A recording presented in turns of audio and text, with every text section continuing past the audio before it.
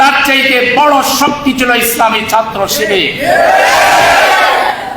আমরা স্বৈর শাসনের কাছে, স্বৈরাচারদের কাছে, ফ্যাসিস্টদের কাছে আমরা এই বাংলাদেশের জনগণ আর মাথা নত করব না। বলেছিলেন উই ওয়ান্ট জাস্টিস, আমরা ন্যায় বিচার চাই, আমরা আদল চাই। এই দাবিটার ব্যাপারে বাংলাদেশের ধর্ম, জাতি, ধর্ম, বর্ণ নির্বিশেষে প্রত্যেকটা মানুষের আকাঙ্ক্ষা ছিল, সমর্থন ছিল একটা ন্যায় বিচারের বাংলাদেশ। সেটি যখন ছাত্র সমাজের কাছ থেকে বের হয়েছে তখন সবাই এটাকে লুফে নিয়েছে এবং সবাই সম্মিলিতভাবে ঝাঁপিয়ে পড়েছে। বাংলাদেশের জুলাইয়ের আন্দোলনে শিশু থেকে বৃদ্ধ, শ্রমিক থেকে মালিক পর্যন্ত, দল, মত, জাতি, ধর্ম, বর্ণ নির্বিশেষে সবাই এক কাতারে যেভাবে এসে দাঁড়িয়েছিল, বাংলাদেশের কয়েক হাজার বছরের ইতিহাস কিংবা পৃথিবীর ইতিহাসে এই ধরনের সম্মেলন, এই ধরনের প্রতিবাদী ঐক্য খুব কমই পরিলক্ষিত হয়েছে। সুতরাং এই আন্দোলন সকল বাধা, সকল রক্তচক্ষুকে উপেক্ষা করে তার মন্দিরের মকসুদে পৌঁছার জন্য যে সিদ্ধান্ত নেওয়া হয়েছিল, আল্লাহর ইচ্ছা, আল্লাহর রহমতে চূড়ান্তভাবে সেই আন্দোলন চূড়ান্ত সফলতা অর্জন করেছে। আজকের দিনে আমরা শহীদ আবু সাইদ, শহীদ বীর মুগ্ধ থেকে শুরু করে, শহীদ জসিমউদ্দিন থেকে শুরু করে যে প্রায় 2000 শহীদ আমাদের জুলাইয়ের শহীদ, এবং তারও আগে জুলাইয়ের প্রেক্ষাপট তৈরি করতে গিয়ে আমাদের যে ভাইরা প্রতিবাদ করতে গিয়ে শহীদ হয়েছেন, বিগত ফ্যাসিবাদী আমলে 15.5 বছরে ফাঁসির কাছে যারা জীবন দিয়েছেন এবং প্রতিবাদ করতে গিয়ে যেসব মানুষ জীবন দিয়েছেন, এই সকল শহীদদেরকে আমরা শ্রদ্ধার সাথে স্মরণ করি। তাদের শাহাদাতকে আল্লাহ তাআলা কবুল করুন, তাদেরকে জান্নাতে আলা মাকাম আল্লাহ তাআলা দান করুন, তাদের সুসম্পন্ন পরিবারকে আল্লাহ সাবরে জামিন দান করুন। আর যে ভাইরা আমাদের আহত হয়ে একটি মুক্তির স্বপ্ন নিয়ে যারা এইভাবে কেউ হাত হারিয়েছেন, পা হারিয়েছেন, চোখ হারিয়েছেন, কেউ বা চোখ, হাত, পা সবই হারিয়েছেন, আজকে পঙ্গুত্বের জীবন যাপন করছেন, কিন্তু তাদের চোখে মুখে একটাই আনন্দ, তাদের একটাই প্রশান্তি, আমরা যা চেয়েছিলাম সেটি তো হয়েছে। আমাদের আমির জামাতের নেতৃত্বে আমরা পঙ্গু হাসপাতালে গিয়েছিলাম, একজনের এক হাতও নেই, এক পাও নেই, চোখের সমস্যা, কিন্তু সে আনন্দে উচ্ছ্বল। আমির জামাতকে দেখে বিছানা থেকে অনেক সংগ্রাম করে সে বসে গেছে, তার সহযোগিতা ছাড়া বসার কথা না, কিন্তু আমির জামাতকে পেয়ে এত খুশি হয়েছে, নিজের সাথে সংগ্রাম করে বিছানায় বসেছে। আমির জামাত আদর করে তাকে জিজ্ঞেস করলেন, তোমার এত আনন্দের হেতুটা কি? তোমার তো হাত হারিয়েছ, পা হারিয়েছ, চোখ হারিয়েছ, তোমার তো ব্যথা তোর থাকার কথা, কিন্তু তুমি এত আনন্দ উচ্ছল। সে বলল, মাহতারাম আমির জামাত, আমরা এর বিনিময়ে স্বাধীন বাংলাদেশ পেয়েছি, নতুন বাংলাদেশ পেয়েছি, এটাই আমাদের সবথেকে বড় সফলতা। তাকে বলা হলো, এই বাংলাদেশকে যদি টিকিয়ে রাখতে হয়, সামনের দিকে এগিয়ে নিয়ে যেতে হয়, আরো কোরবানি যদি করা লাগে, তুমি কি করবা? বলছে, আমার আরেকটা পা আছে না, আরেকটা হাত আছে না, সেটা দিও, বাংলাদেশের মর্যাদাকে পৃথিবীর মানচিত্রে আমরা উঁচু করে রাখবো। আমরা স্বৈর শাসনের কাছে, স্বৈরাচারদের কাছে, ফ্যাসিস্টদের কাছে আমরা এই বাংলাদেশের জনগণ আর মাথা নত করব না। আজকে কষ্ট লাগে আমাদের এই জুলাই শহীদের পরিবার এবং যারা আহত, তাদের জন্য আমরা কি করতে পারলাম? কি করতে পারলাম? আমাদের এই সরকার 18 কোটি মানুষের সমর্থিত সরকার, আপনারা একটা বড় হাসপাতাল বানাইতে পারলেন না, যেখানে সব বিভাগ থাকবে, আর এটা ডেডিকেটেড থাকবে ওই জুলাই শহীদ পরিবার আর আহত পরিবারদের জন্য। কিয়ামত পর্যন্ত এই হাসপাতাল তাদের জন্য ডেডিকেটেড থাকবে। এটা বানাতে পারলেন না যারা, আপনাদের এটাও কিন্তু একটা ব্যর্থতা।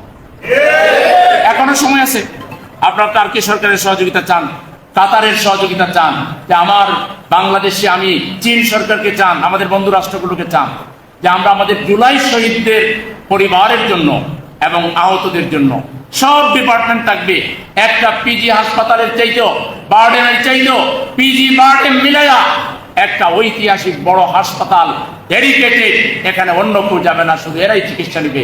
ইমার্জেন্সি কেউ নিলে নিল, কিন্তু ডেডিকেটেড এদের জন্য থাকবে। এইটা করা আমি মনে করি জুলাই অভ্যুত্থানকে স্মরণীয় করে এবং এটা আগামী প্রজন্মের জন্য একটা উৎসব ব্যঞ্জক, তাদের প্রেরণার মিনার হিসেবে বানিয়ে রাখার জন্য এখনো সরকারের হাতে সময় আছে। ফেব্রুয়ারিতে যদি ইলেকশন করেন তাও আপনার হাতে 7 মাস সময় আছে। কাল বিলম্ব না করে আজকের মিটিং থেকে আমি জোর দাবি জানাচ্ছি, আপনারা আমাদের এই আহত পরিবারগুলোকে ভালো চিকিৎসা দেন। এখানেও যদি সম্ভব না হয়, পৃথিবীর দেশে দেশে সরকারগুলোর সাথে আলাপ করে তাদেরকে বিদেশ পাঠান, তাদের চিকিৎসার ব্যবস্থা করেন। প্রত্যেকটা আহত পরিবারের মা বাবার সাথে কিংবা তাদের যারা কর্মক্ষম তাদের সাথে বসেন, তারা কি চায়, তাদের জন্য করণীয় সব ব্যবস্থা সরকারকে করতে হবে। শহীদ পরিবারের জন্য কেন ওরা হাত পাতবে? ওরা ভিক্ষুক নাকি? এই সরকার, এই রাষ্ট্র যদি ব্যর্থ হয়, এই যে ইতিহাসের দায় থেকে কিন্তু আপনারা রেহাই পাবেন না। আমরা আমাদের সাধ্যের মধ্য থেকে আমাদের এই শহীদ পরিবার জন্য, আহত পরিবারের জন্য আমরা চেষ্টা করেছি। আমার মনে আছে 17 জুলাই আমির জামাত টার্কি এবং সৌদি আরব সফর শেষে ভোরবেলা ঢাকায় নেমেছিলেন। মাগরিবের পরে তিনি মিরপুর ডিএইচএসে আমাদের পলিটিক্যাল কমিটির মিটিং আহ্বান করেছিলেন। এই উদ্ভূত পরিস্থিতি, তখন কিন্তু উত্তরায় বেশ কয়েকজন শহীদ হয়ে গিয়েছে। ওই দিন উদ্ভূত পরিস্থিতি নিয়ে পর্যালোচনা করার জন্য তিনি মিরপুর ডিএইচএসে প্রোগ্রাম ডেকেছিলেন। আমরা রওনা দিয়েছিলাম উত্তরা থেকে। বিয়াবাড়িতে যাওয়ার পরে খবর পেলাম যে ওটা ডিবি ঘেরাও করে ফেলছে, প্রোগ্রাম স্থল চেঞ্জ এবং পরবর্তীতে জানানো। বাসায় চলে গেলাম। রাত 12টার দিকে আমিরে জামাত একটা অ্যাম্বুলেন্স নিয়ে তার পিএসকে সাথে করে তিনি চলে আসছেন আমার বাসায়। বললেন চলো আমরা বের হয়ে যাই। কোথায় যাব, কেন যাব? পরিস্থিতি তো মার মার কাট কাট।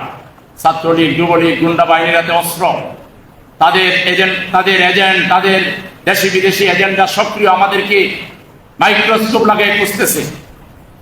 এই অবস্থায় রাত 12টা 1 মিনিটে আমিরে জামাত একটা অ্যাম্বুলেন্স নিয়ে আসছেন, আমাকে বলেন চলো। আমি তখন লঙ্গি পরা অবস্থায় ছিলাম। আমার অবস্থা দেখে বললেন কি তুমি চেঞ্জ করতে চাও? দরকার নাই, আসো। এই সময় আর চেঞ্জ করার সময় নেই। কখন যে জেলে যাবা, কখন বা শহীদ হয়ে যাবা, অতএব এগুলোর দরকার নেই, চলো।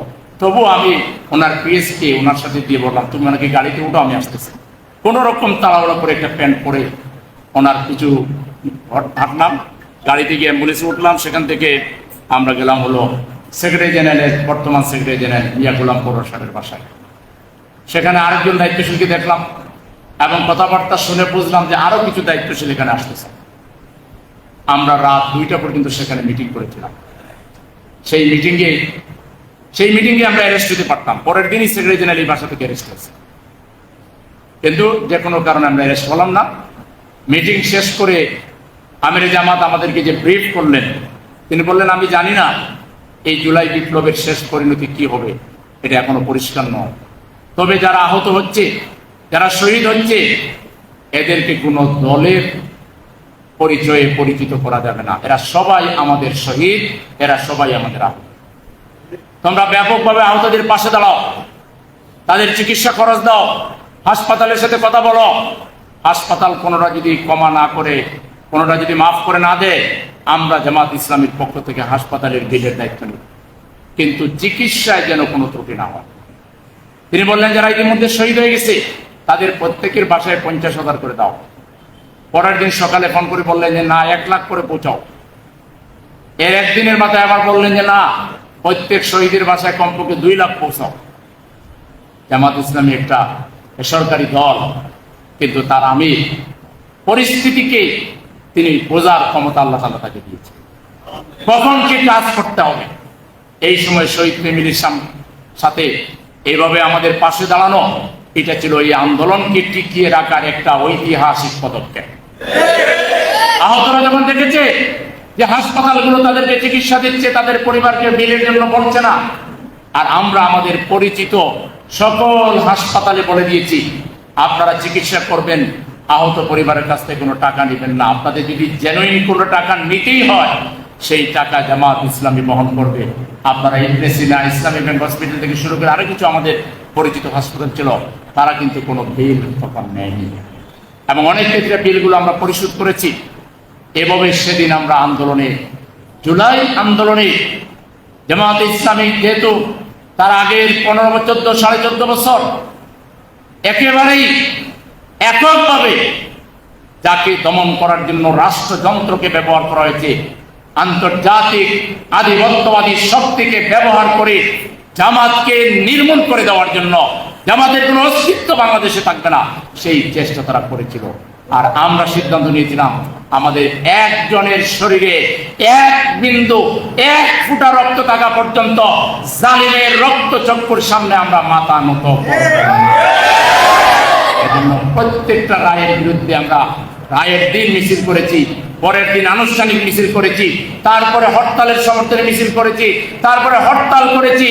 আমাদের একক দলের পক্ষ থেকে স্বৈর শাসকের বিরুদ্ধে এত হরতাল বাংলাদেশের ইতিহাসে আর কখনো হয়নি। এবং প্রত্যেকটা হরতাল আমরা জোটের উদ্যোগে যে হরতাল দিতাম, তার চেয়ে অনেক বেশি হরতাল বাস্তবায়ন হতো জামাতের উদ্যোগে হরতাল হতো। জনগণ স্বতঃস্ফূর্তভাবে সেই হরতালে সহযোগিতা করত। গাড়ির ড্রাইভাররা, হেল্পাররা স্বতঃস্ফূর্তভাবে গাড়ি বন্ধ রেখে গুটি কতক সরকারি গাড়ি ছাড়া আর কোনো প্রাইভেট গাড়ি রাস্তায় চলতো না, দোকানপাট বন্ধ থাকত। এরকম সফল প্রতিবাদ আমরা গড়ে তুলেছিলাম। তারই ধারাবাহিকতায় জুলাই বিপ্লব, এবং সেই জুলাই বিপ্লবের মূল ডাক দিয়েছিল ছাত্র সমাজ। আর ছাত্র সমাজের সামনে যারা ছিলেন, তাদের ব্যাকআপে তার চাইতে বড় শক্তি ছিল ইসলামী ছাত্র শিবির। সমস্ত মেধা, বুদ্ধি, ক্রিয়েটিভিটি, আন্তরিকতা, নিষ্ঠা, অর্থনৈতিক সাপোর্ট, লজিস্টিক সাপোর্ট, জীবন বাজি রেখে নিউজ তৈরি করা, নিউজ প্রচার করা এবং কর্মসূচি নির্ধারণে বলিষ্ঠ ভূমিকা যে সংগঠনটি পালন করেছিল, তারা ছিল ইসলামী ছাত্র শিবির। আর তাদের পিছনে যারা ছিল, তাদের নাম ছিল বাংলাদেশ জামাত ইসলামী। জামাত ইসলামীর আমির ওই রাতের মিটিংয়ে 6 সদস্য বিশিষ্ট কমিটি গঠন করে দিয়েছিলেন এবং বলেছিলেন, হতে পারে আপনাদের সাথে আমার আজই শেষ দেখা, হয়তো লম্বা সময়ের জন্য আমি কারা অন্তরণে চলে যেতে পারি, আবার আপনারাও চলে যেতে পারেন। কোনটার পর কোনটা, উনি গেলে কি হবে, আমরা চলে গেলে কে হাল ধরবে। বলছিলেন, একজন রোপণ থাকা সত্ত্বেও আমরা তাদের সাথে আপোষ করব না। বাংলাদেশের 1 লক্ষ রোপণকে শেষ করতে পারলে শেখ হাসিনা সফল হতে পারবে, এর বাইরে তাদের সফল হওয়ার কোনো সুযোগ নাই, সেটা অসম্ভব ছিল। সুতরাং আমরা জীবন বাজি রেখে এই উত্তরার লড়াইয়ের ফিল্ড, যেখানে তার থেকে 500-1000 গজের কাছেই আমরা একটা বিল্ডিংয়ে প্রতিদিন সকালে ওখানে ঢুকতাম, তারপরে পত্রিকা পড়তাম, সরকারের বক্তব্য, গোয়েন্দাদের তৎপরতা জানতাম, পলিটিক্যাল পার্টির বক্তব্য শুনতাম, ছাত্রদের মোটিভ শুনতাম, দেন আমরা আলোচনায় বসতাম এবং আলোচনা করে আমরা যে ধরনের গাইডলাইন এই আন্দোলনকে দেওয়া দরকার সেটি আমরা দিতাম। এমন হয়েছে, ছাত্ররা যেমন জামাত ইসলামীকে নিষিদ্ধ করে ফেললো 1 তারিখে। নিষিদ্ধ যে হবে এটা আমরা আগে থেকে বুঝতে পারতেছিলাম, কিন্তু আমরা সিদ্ধান্ত নিয়েছিলাম জামাত এই অবৈধ নিষেধাজ্ঞা মানবেন না। আমরা যেখানেই থাকি সেখান থেকে দল আমরা চালাবো, এটি সিদ্ধান্ত ছিল আমাদের। তো 1 তারিখে নিষিদ্ধ হইতে পারে, আমরা প্রিপেয়ার ছিলাম। 1 তারিখে যখন প্রজ্ঞাপন হয়ে গেল, আমরা অনলাইনে মিটিং করলাম আমিরে জামাতের সভাপতি। সিদ্ধান্ত হলো আমিরে জামাত হিসেবেই, জামাত ইসলামের আমির হিসেবেই তিনি প্রতিবাদ জানাবেন, বিবৃতি দিবেন, নিন্দা জানাবেন, এবং আমরা এটা আস্থা রেখেছিলাম যে আমাদের সাথে বাংলাদেশের অন্যান্য সকল ইসলামী এবং সাধারণ পলিটিক্যাল পার্টি এটাকে প্রতিবাদ জানাবে এবং জানিয়েছে। বাংলাদেশের প্রত্যেকটা পলিটিক্যাল, আওয়ামী লীগ ছাড়া, 14 দল ছাড়া বাংলাদেশের ফ্যাসিবাদ বিরোধী প্রত্যেকটা রাজনৈতিক দল বলিষ্ঠ কণ্ঠে প্রতিবাদ জানিয়েছিল জামাতকে নিষিদ্ধ করার ব্যাপারে। 1 তারিখে আমরা সিদ্ধান্ত নিলাম যে এতদিন তো রয়েস হয়ে সাপোর্ট দিলাম, এইবার যা আছে সব শক্তি নিয়েই আমরা আন্দোলনে মিশে যাব। আমরা জামাত ইসলামের ব্যানার নেব না, আমরা চলমান আন্দোলনেই মিশে যাব। 2 তারিখে বাইতুল মোকাররমে মিছিলের ডাক দেওয়া হলো। এই মিছিল কিন্তু আমরা আহ্বান করেছিলাম এবং সেই মিছিল ছিল ঐতিহাসিক মিছিল। কমপক্ষে 7 জায়গার ব্যারিকেড ভেঙে সেই সময়ের ক্যান্টনমেন্ট, মিনি ক্যান্টনমেন্ট, টিএসসি আমাদের আর্মির সদস্য ভাইরা সরকারের নির্দেশে ঘেরাও করে রেখেছিলেন, প্রতিবাদী ছাত্ররা যেন ওখানে যেতে না পারে। যেদিন থেকে তারা বেরিয়ে আসছিল 15 তারিখ থেকে, এরপরে ওইখানে তারা আর যেতে পারে না। আমরা সেদিন প্রথম ব্যারিকেড ভেঙেছিলাম বাইতুল মোকাররমের উত্তর গেটে, প্রেস ক্লাবে, মৎস্য ভবনে, শাহবাগে, সর্বশেষ টিএসসিতে গিয়ে সমাবেশ করে সেই মিছিল আবার বের করেছে বাইরে। এই মিছিলের পরের দিন ছাত্ররা, বৈষম্য বিরোধী ছাত্ররা, তারা শহীদ মিনারে ঐতিহাসিক সমাবেশে থাকবে এবং সেটাও ছিল ঐতিহাসিক সমাবেশ। সেই সমাবেশ থেকে আমি শুনেছি, ওই সময় নানা কথাই শোনা যেত, আমি শুনেছি, এই শোনা ভুল হইতে পারে, শুদ্ধ হইতে পারে, তবে আমাদের কানে আমাদের যে ছাত্র সংগঠন তাদের মাধ্যমে খবর এসেছিল যে ছাত্ররা 2 তারিখেই তারা গণভবন ঘেরাও করার সিদ্ধান্ত নিয়ে ফেলেছে। এটা আমি যাচাই করতে পারিনি, কিন্তু আমরা খবর এটা পেয়েছি। আমরা খবর পেয়ে জরুরিতে আবার অনলাইনে বসেছি এবং আমরা ছাত্রদেরকে পরামর্শ দিয়েছি যে 2 তারিখে এটা করা ওয়াইজ হবে না। আপনারা যদি 2 লাখ হন, 3 লাখ হন, হাসিনার বাহিনী, ইন্ডিয়ান বাহিনী সহ যা আছে আপনাদেরকে অনেক বেশি ক্ষতি করে ফেলবে। আপনারা যদি একবার পিছিয়ে যান তাহলে পরবর্তীতে আর দাঁড়াইতে পারবেন না। এই জন্য আপনাদের শক্তি অক্ষত রেখে আরো শক্তি সঞ্চয় করেন। আমরা বলেছিলাম আপনারা প্রোগ্রাম করেন 6 তারিখ। এটা যে আমাদের পরামর্শই হয়েছে আমি দাবি করছি না, তবে আমাদের পরামর্শ এটা ছিল যে 6 তারিখে আপনারা চলো চলো ঢাকা চলো কর্মসূচি ঘোষণা করেন এবং সেই 6 তারিখেই গণভবন ঘেরাও করে হাসিনার পতন সেদিন। হাসিনা ওই রাত্রি কারফিউ জারি করে দিল এবং বেপরোয়া মারপিট, ধরপাকড় শুরু করে দিল ঢাকা সহ সারা দেশে। তখন আমরা ওনাদেরকে পরামর্শ দিয়েছিলাম, বা ওনারাও এইভাবে চিন্তা করেছিলেন যে এটা আগাইয়া একদিন আগে 5 তারিখে, তারপরে 5ই আগস্ট নির্ধারণ করা হবে এবং সেই 5 তারিখ সকাল 10:30 পর্যন্ত দেখা মাত্র গুলি করা হচ্ছে। যাত্রাবাড়িতে অসংখ্য লোককে শহীদ করা হয়েছে, শহীদ মিনারের সামনে অসংখ্য লোককে পিটানো হয়েছে, সর্বত্র যা খুশি তাই করা হচ্ছে। এই মাত্র সদ্য কয়েকদিন আগে যুদ্ধ হয়ে গেল ইরান ইসরায়েল, আবার ইন্ডিয়া পাকিস্তান। 2 যুদ্ধে 4 দেশের মধ্যে এত লোক আহত হয় নাই, এত লোক মারা যায় নাই। মাত্র 36 দিনের আন্দোলনে অবৈধ সরকারের সাথে বাংলাদেশের বৈধ নাগরিকদের যুদ্ধে যে পরিমাণ লোক মারা গেছে, এটা পৃথিবীর ইতিহাসে হিস্টোরিক্যাল একটি বিষয় হয়ে থাকবে যে দেশের অবৈধ সরকাররা এইভাবে আধিপত্যবাদীদের সহযোগিতায় জাতির বিরুদ্ধে দাঁড়াবে, তাদের বিরুদ্ধে কোটি কোটি বনি আদম আবারও একত্রবদ্ধ হয়ে যাবে। এখনো নতুন ফেসিবাদের পদধ্বনি আমরা শুনছি। অনেকে কোনো সংশোধন চান না, বিচার চান না, অনেকে সংস্কার চান না, জুলাই সনদ চান না, অনেকে আবার নাকি আন্ডার মাইন্ড হয়ে গেছেন, না মাস্টার মাইন্ড হয়ে গেছে। নতুন নতুন আন্ডার মাইন্ড, মাস্টার মাইন্ড আমরা নাম শুনছি, আমরা জানি সবার ইতিহাস। সুতরাং ফ্যাসিবাদী চরিত্র নিয়ে বাংলাদেশে আবারও পাওয়ার এক্সারসাইজ করবেন, এই দুঃস্বপ্ন ভুলে যান। বাংলার ছাত্র জনতা সাময়িক একটু হয়তো ঐক্যের মধ্যে ফাটল ধরেছে, দুঃশাসনের বিরুদ্ধে, জুলুমের বিরুদ্ধে, জালিমের বিরুদ্ধে, স্বৈরাচারের বিরুদ্ধে বাংলার ছাত্র সমাজ গণমানুষ ঐক্যবদ্ধ হইতে 1 ঘন্টার বেশি সময় লাগবে না।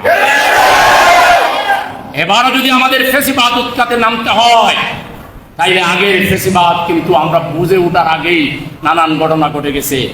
এইবার যদি নামে, তাইলে ফেসিবাদের কবর রচনা করেই ফেসিবাদী রাজনৈতিক চরিত্রের নেতাদেরকে রাজনীতি থেকে তওবা করে বিদায়ের ব্যবস্থা করেই বাংলাদেশের জনগণের সংখ্যাগরিষ্ঠ মানুষের বোধ এবং বিশ্বাসের আলোকে বাংলাদেশের মানুষ শান্তি কামে, বাংলাদেশের মানুষ উন্নয়ন কামে, বাংলাদেশের মানুষ মিলেমিশে চলায় বিশ্বাস করি।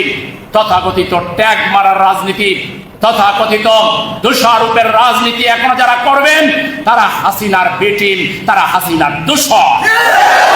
এই দোষরদের বিরুদ্ধে বাংলার কোটি জনতা আমরা রাস্তায় নামতে দ্বিধা করব না, কোন ট্যাগ মারবেন না। সবার চরিত্র আমরা জানি, কোথায় কি করেছেন অতীতে, এখন কোথায় কোন জায়গায় আপনারা মাথা পেতে আছেন, হাঁটু গেলে বসে আছেন, সব আমরা জানি। জামায়াতে ইসলামীকে, বৈষম্য বিরোধী জনতাকে কোন ধরনের খেপানোর চেষ্টা করবেন না, পরিণতি হবে ভয়াবহ। আমরা সুস্পষ্ট বলছি, ভারসাম্যপূর্ণ পার্লামেন্টের জন্য পিআর পদ্ধতিতে নির্বাচন দিতে হবে। তাইলে নমিনেশন কেনার বিষয় থাকবে না, কালো টাকার বিষয় থাকবে না, সেন্টার দখলের বিষয় থাকবে না, লোকবল সংগ্রহ করে পয়সা খরচ করার বিষয় থাকবে না। তাহলে প্রত্যেকটা ভোটারের ভোট কাউন্ট হবে। যে দলগুলো ভোট পাবে সারা দেশের ভোটই কাউন্ট হবে। সারা দেশের ভোট কাউন্ট হয়ে যে যে পার্সেন্টেজ পাবে সেই অনুযায়ী কেউ একটা পাবে, কেউ দুইটা পাবে, কেউ 10টা পাবে। বেশি বেশি দল পার্লামেন্টে যাবে, সবাই গিয়ে পার্লামেন্টে দেশের পক্ষে কথা বলবে। মনোপলি কারবার আমি আর মামু খালি খাইবা, এই দিন বাংলাদেশে শেষ হয়ে গেছে। এখানে সবাইকে রাজনীতির অ্যাক্সেস দিতে হবে। ছোট দল, ইসলামী হোক, সাধারণ হোক, পার্লামেন্টে গিয়ে তারা কথা বলবে। এই জন্য সারা দেশের ভোট কাউন্ট করে পার্সেন্টেজের ভিত্তিতে তারপরে সংসদীয় আসন ঠিক করা হবে। পিআর আগে চালু করতে হবে। পিআর ছাড়া বাংলাদেশের নির্বাচন সুষ্ঠু হবে না। জনগণ এটা কোনোভাবেই মেনে নিবে না। এরপরে এত 1 বছর হয়ে গেল, আজকে আমাদের স্থানীয় সার্ভিসগুলো বন্ধ। উপজেলার চেয়ারম্যান নাই, ভাইস চেয়ারম্যান নাই, আপনার ইউনিয়ন চেয়ারম্যান নাই, বিভিন্ন জায়গায় সিটি কর্পোরেশনগুলোতে কাউন্সিলর নাই, মেয়র নাই। আপনারা এই সেবাগুলো থেকে জাতিকে কেন বঞ্চিত করছেন? এই সরকারের নির্বাচন কমিশন সোজা আছে কিনা, না একটু বাঁকাতেড়ে আছে? এটা দেখবার জন্য আগে স্থানীয় নির্বাচন তাদেরকে দিতে হবে। স্থানীয় নির্বাচন আগে হলে সমাজের বিশিষ্ট ব্যক্তি, গণ্যমান্য ব্যক্তি, যাদের তো পয়সা টয়সা নাই কিন্তু সেবা করতে চায়, তারাও নির্বাচিত হয়ে আসে। আর আপনারা যেটা চান যে আপনারা তো আগেই ক্ষমতায় চলে গেছেন, অনেকে কিন্তু ক্ষমতায় আগে চলে গেছে। এবার ভোট হোক চাচা, টের পাইবেন ক্ষমতা কি জিনিস। আগের দিন নাই, শেষ হয়ে গেছে। এই দিন নয়, সামনে অনেক সম্ভাবনাময় দিন আছে। এদেশের জনগণ ডক্টর শফিকুর রহমানের নেতৃত্বে এবং এদেশের আলেম সমাজের নেতৃত্বে নতুন বাংলাদেশ বাস্তবায়ন করার জন্য ইনশাআল্লাহ জনগণকে সাথে নিয়ে আমরা চূড়ান্ত সেই সময়ে আপনারা টের পাবেন জনগণ কার পক্ষে আছে।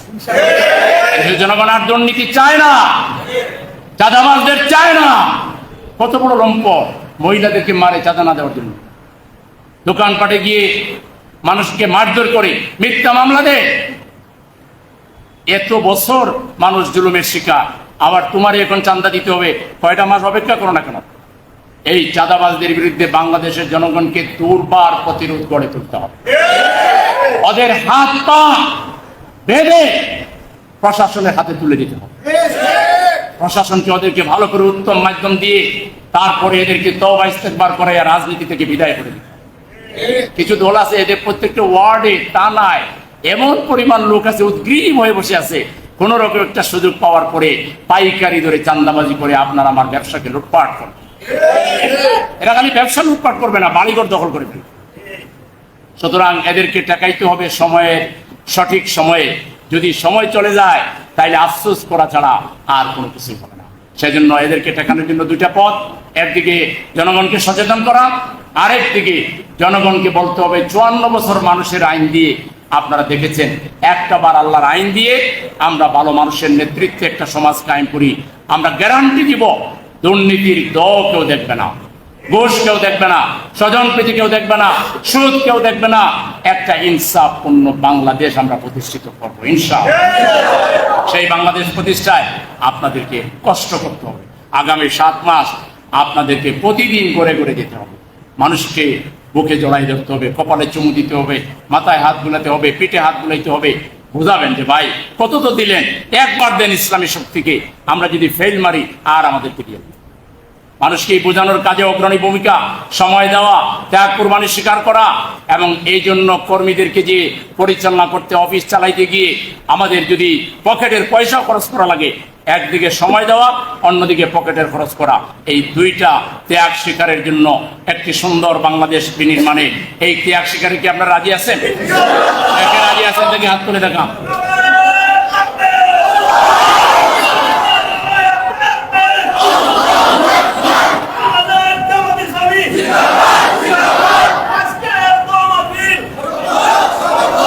সংগ্রামী ভাইরা আমার, তাইলে এই ওয়াদার উপরে সাবিত কদম থাকবেন, সত্যিকার মুমিন হওয়ার চেষ্টা করবেন।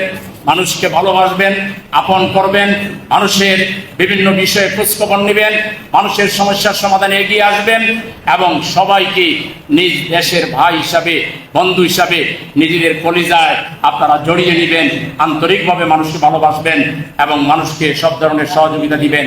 ইনশাআল্লাহ নাসরুম মিনাল্লাহ ওয়া ফাতহুন কারীব। অবশ্যই মুমিনিন বিজয়ের জন্য প্রস্তুতি নেন।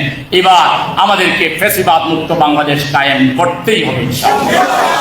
এই প্রত্যাশা ব্যক্ত করে সবাইকে ধন্যবাদ জানিয়ে এখন আমরা সংক্ষিপ্ত মোনাজাত করব। আল্লাহুম্মা সাল্লি আলা সাইয়্যিদিনা মুহাম্মাদিন ওয়া আলা আলিহি ওয়া সাহবিহি সাল্লাম তাসলিমান কাসীরা। আস্তাগফিরুল্লাহ ইন্নাল্লাহু গাফুরুর। আল্লাহুম্মা আমিন। আলহামদুলিল্লাহি রাব্বিল আলামিন। ওয়া আকিবাতুল মুত্তাকিন। والصلاة والسلام على سيد الأنبياء والمرسلين وعلى آله وصحبه। ইয়া আল্লাহ, এত রক্ত, চারটা দেশে যুদ্ধ হলো, যুদ্ধ এত রক্ত ঝরে, ইয়া আল্লাহ আমার দেশে ছাত্র সমাজ, কিশোর, আল্লাহ একেবারে অবুঝ বালক বালিকা এবং নারী পুরুষ শ্রমিক নির্বিশেষে যে জীবন আমরা দিয়েছি, আপনি দেওয়ার তৌফিক দিয়েছেন, এর বিনিময়কে বাংলাদেশকে কিয়ামত পর্যন্ত ফাঁসিবাদ মুক্ত করে দাও। আল্লাহ যারা শহীদ হয়েছেন তাদের শাহাদাতকে কবুল করো, তাদেরকে আলা মাকাম দান করো, তাদের পরিবার পরিজনের জন্য রাষ্ট্রকে আমাদেরকে কাজ করার তৌফিক দাও।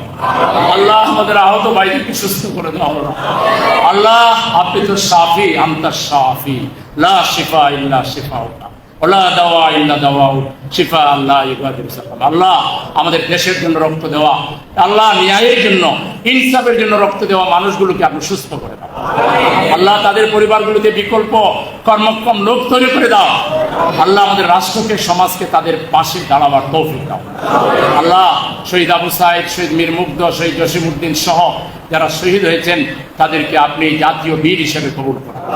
আমাদের এই দেশের প্রত্যেকটা রাজনৈতিক দলকে তাদেরকে সম্মান দেখানোর তৌফিক দাও।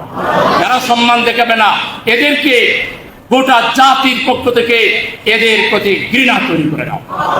আল্লাহ জুলাই সনদ যাতে অনতি বিলম্বে হয় সেই ব্যবস্থা করে দাও।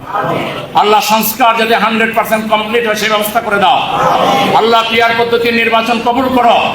আল্লাহ স্থানীয় নির্বাচনকে তুমি আগে কবুল করো। আল্লাহ দেশটাকে তুমি কবুল করো।